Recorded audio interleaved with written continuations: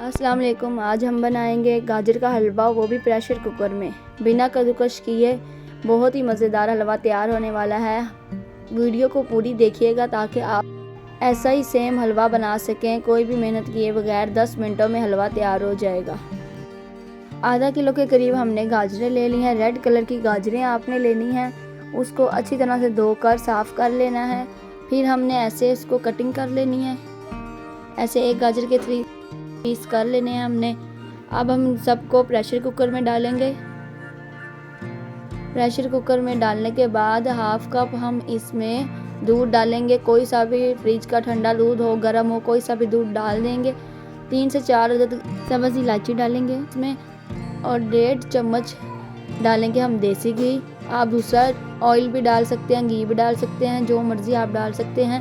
1 cup हमने इसमें चीनी डाली है, या अपने मर्ज़ी के हिसाब से आप ज़्यादा कम भी कर सकते हैं। अब हम इसको प्रेशर कुकर लगा देंगे। आधे घंटे के लिए हमने कुकर लगा दिया है मीडियम से लो फ्लेम पर। ये देख सकते हैं आप, आधा घंटा हो चुका है। गाजरें हमारी बिल्कुल गल चुकी हैं।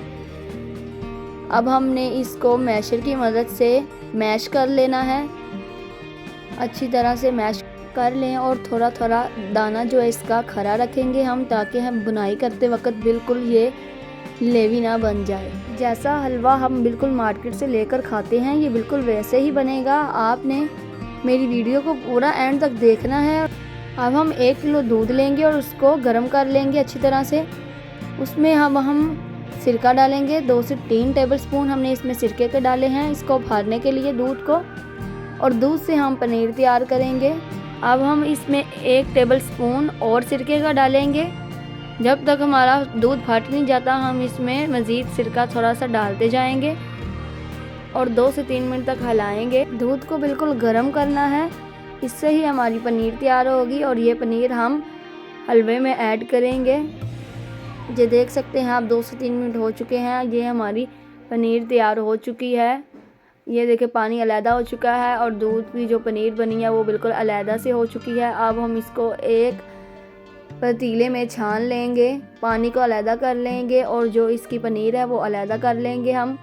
ये पनीर को 2 से 3 मिनट छोड़ देंगे इसको, ताकि जो पानी अंदर बचा हुआ है वो भी इसका निकल जाए। 2 से 3 मिनट बाद अब हम इसको अच्छी तरह से धो लेंगे पानी की मदद से, ताकि जो इसकी सिरके की खटास थी वो भी इसके अंदर से सारी निकल जाए। 2 से 3 मरतबा इसको हम धो लेंगे। प्रेस नहीं करेंगे, हमें ये खरा खरा ही चाहिए। अच्छी तरह से हमने इसको धो लिया है, ये देख सकते हैं। अब हम हलवे की बुनाई करेंगे। उसके लिए हमने 2 टेबलस्पून देसी घी के लिए हैं।